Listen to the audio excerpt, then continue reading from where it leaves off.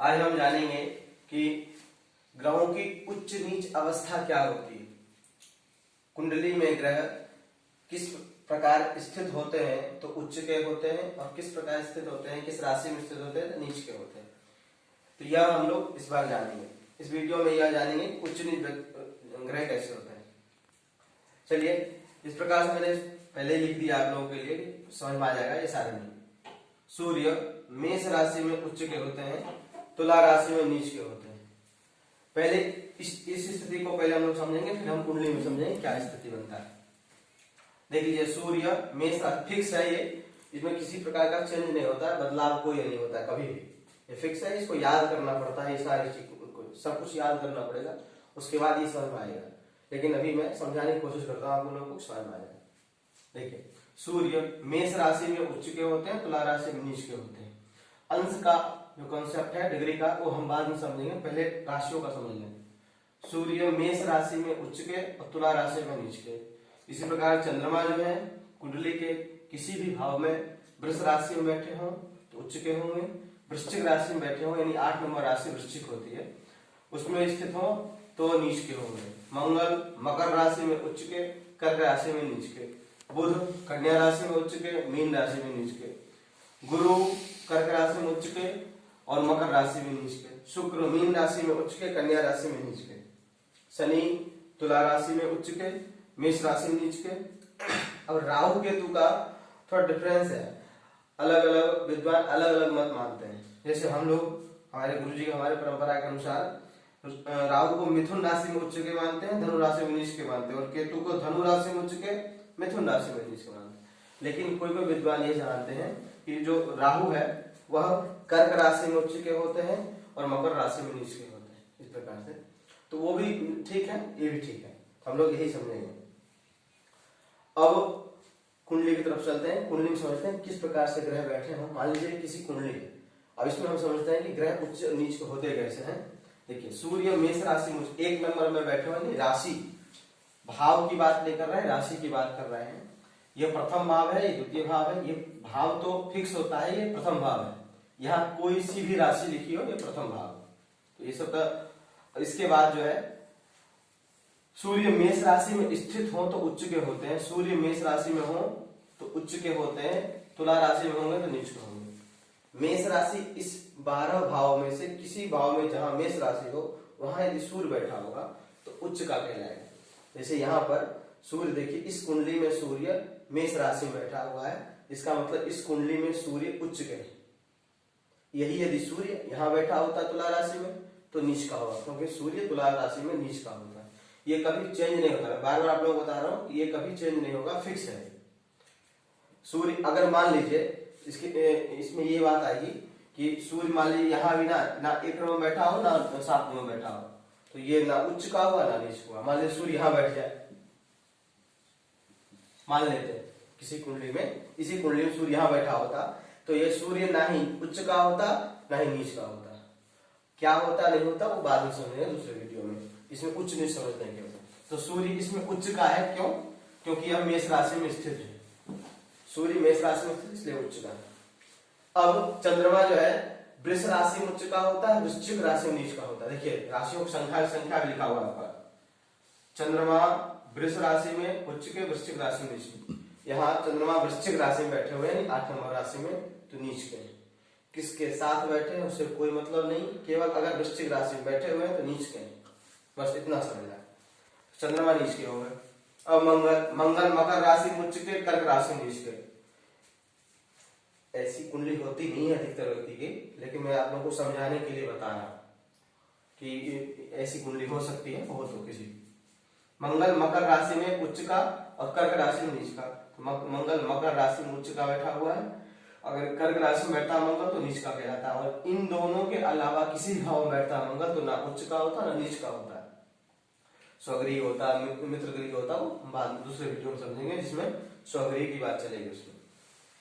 बुध कन्या राशि में उच्च के, मीन राशि में नीच के। बुध जो है वो कन्या राशि में उच्च के होते हैं।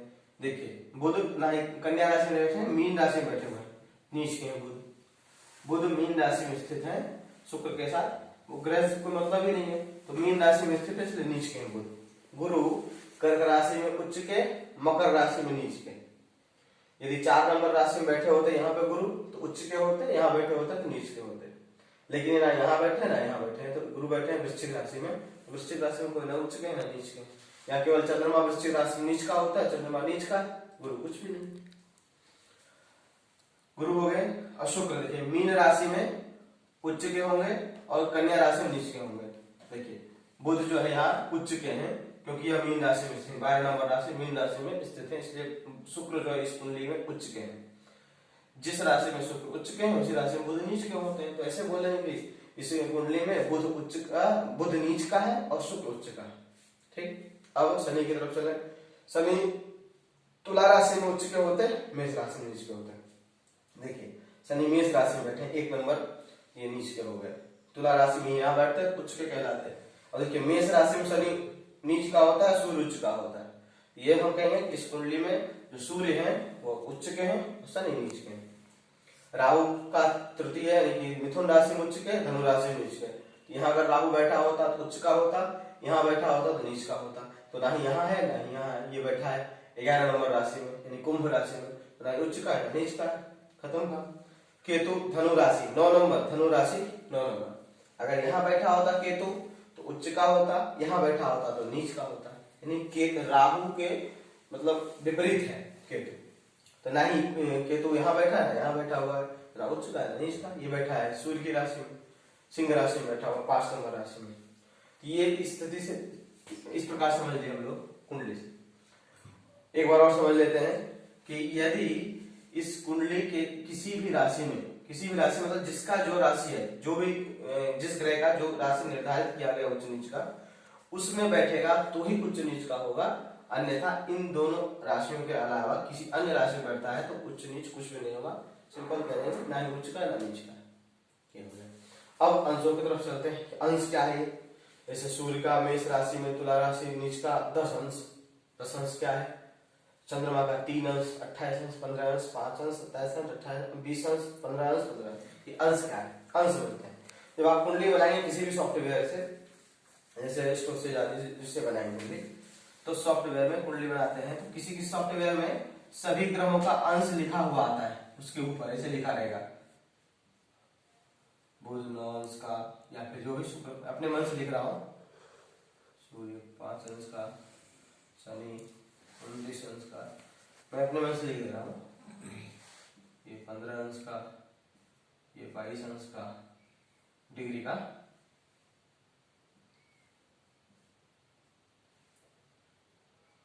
मंगल 17 का। इस प्रकार से बहुत सारे सॉफ्टवेयर हैं जो कुंडली में ही लिखे रहते हैं उसके अंश। जो ग्रह जितने अंश का होगा उस ग्रह के ऊपर, जैसे सूर्य 5 अंश का है, उस ग्रह के जस्ट ऊपर छोटे छोटे अंकों में अंश लिखे रहते हैं, डिग्री लिखे रहते हैं। 1 से लेकर 30 के बीच में कुछ भी लिखा हो, 30 नहीं 29 के बीच में कुछ भी लिखा हो, तो अंश लिखा रहेगा तो अंश समझ जाएंगे अगर लिखा रहेगा तो। नहीं तो कोई कई ऐसे सॉफ्टवेयर है जहाँ नीचे लिखे रहते हैं सारे ग्रहों के अंश, लग्न के अंश, सूर्य के अंश, ऐसे यहाँ लिखे रहते हैं अंश कला विकला। इस प्रकार से 3 स्टेप में लिखा रहता है, ऐसे सॉफ्टवेयर है। और यदि पंचांग से शुद्ध करके बनाए तो पंचांग में लिखे रहते हैं। जब हमारे पास छात्र अध्ययन करते हो पंचांग से बनाते हैं तो उस पंचांग में स्पष्ट करते हैं इष्टकाल आदि से, तो उनको हम पंचांग से बताते हैं। लेकिन जो सॉफ्टवेयर से बनाते हो, जिन्होंने गणित नहीं सीखा हो, उनके लिए तो नीचे यहाँ लिखा रहता है। कुछ सॉफ्टवेयर नीचे लिखे रहते हैं ग्रहों के अंश डिग्री, और कुछ सॉफ्टवेयर में ऊपर ग्रहों की डिग्री लिखा रहता है। तो मान लेते हैं हम लोग ऊपर लिखा हुआ, मैंने ऊपर सब ग्रहों की डिग्री लिख दिया, इसके अनुसार समझते हैं। अब सूर्य जो है मेष राशि में 10 अंश का होगा तो परम उच्च होगा। ये अंश जो है परमोच्च का अंश है, लिख देता हूं परमोच्च। फिर समझते हैं। देखिए इस कुंडली में सूर्य मेष राशि में बैठ गया तो यह उच्च का हो गया, इसमें कोई दो राय नहीं है। शनि नीच का हुआ क्योंकि मेष राशि में शनि नीच का होता है। ठीक। अब यह देखेंगे कि यह शनि उच्च है या परमोच्च है। उच्च नीच से सूर्य जो है उच्च का तो मेष राशि में होने से हो गया, लेकिन उच्च है कि परमोच्च है ये देखने के लिए अंश देखेंगे।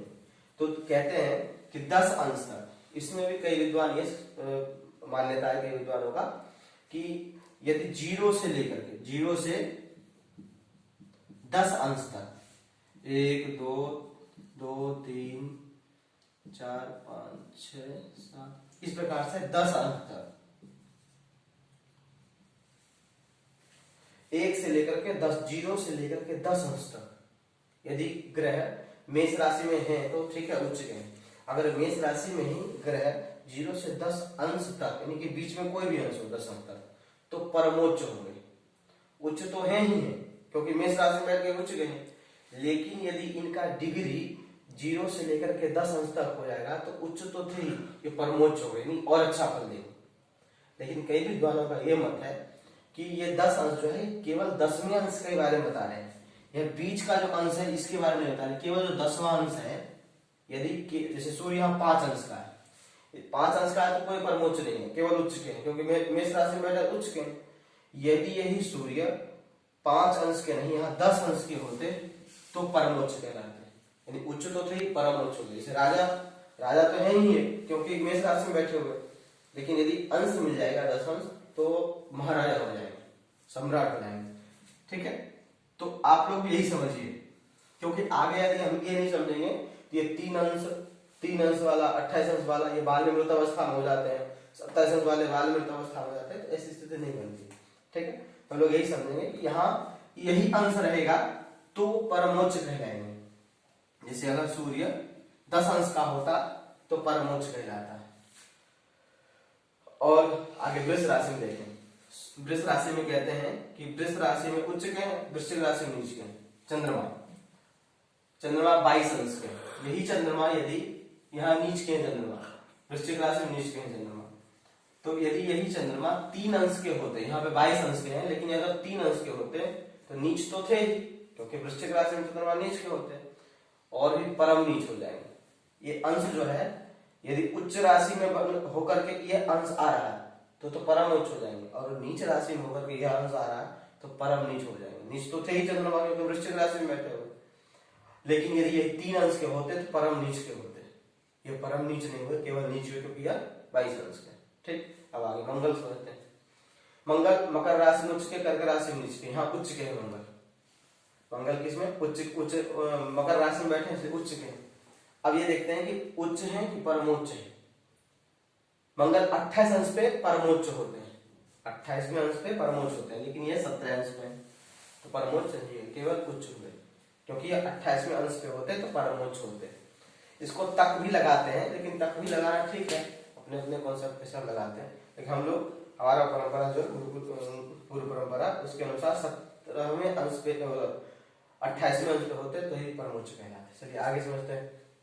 मंगल इसमें केवल उच्च के हैं, परमोच्च नहीं है क्योंकि इनका 28वें अंश पे नहीं है, 17 अंश पे है। बुध कन्या राशि में उच्च के हैं, मीन राशि में नीच के हैं। बुध जो है कन्या राशि में उच्च के, मीन राशि में नीच के, इसमें नीच के बैठे हुए हैं 9 अंश के, आप लोगों को दिख रहा होगा 9 अंश के बैठे हुए हैं कन्या राशि, नीच के हो गए हैं, लेकिन इनका जो अंश है वह 15 अंश होता तो परम नीच होते, क्योंकि नीच तो थे ही, अगर अंश मिल जाता तो परम नीच हो जाते, लेकिन अंश मिला नहीं, 9 अंश के परम नीच नहीं हुए, केवल नीच के हुए। गुरु कर्क राशि में उच्च के, मकर राशि में नीच के, गुरु ना कर्क में है ना मकर में, इसका अंश देखने की कोई जरूरत नहीं, ना नीच है ना परम नीच है, ना उच्च है ना परम उच्च, गुरु का काम करता। शुक्र जो है और मीन राशि में उच्च के हैं, कन्या राशि में नीच के हैं। अब इसमें शुक्र उच्च के बैठे हैं मीन राशि में, और शुक्र का जो अंश है परमोच्च का वो 27 अंश का है, तो ये परमोच्च नहीं हुए क्योंकि 20 अंश के ही है, परमोच्च नहीं हुए, केवल उच्च के हुए। शनि जो है तुला राशि में उच्च के हैं, मेष राशि में नीच के। अब मेष राशि में बैठे हैं 29 अंश के, जबकि मेष राशि में बैठ करके अगर 20 अंश के हो जाते तो परम नीच के हो जाते, क्योंकि मेष राशि में बैठे हुए नीच के तो है ही है, तो परम नीच के हो जाते हैं, 20 अंश के होते हैं। राहु मिथुन राशि में उच्च के, धनु राशि में नीच के, ना मिथुन में ना धनु में, ये तो उच्च नीच है ही नहीं, तो ना परम नीच होंगे ना परम उच्च होंगे। अगर ऐसी स्थिति में बैठते तो इसके अंश देखते, अंश उसी का परम उच्च और परम नीच का अंश उसी का देखेंगे जो ग्रह उच्च में हो या नीच में, जो कहीं ना उच्च राशि में है ना नीच राशि में, उनके लिए परमोच्च परम नीच देखने की आवश्यकता नहीं है। चलिए आशा करता हूँ आप लोगों को समझ में आ गया होगा उच्च नीच राशि वगैरह।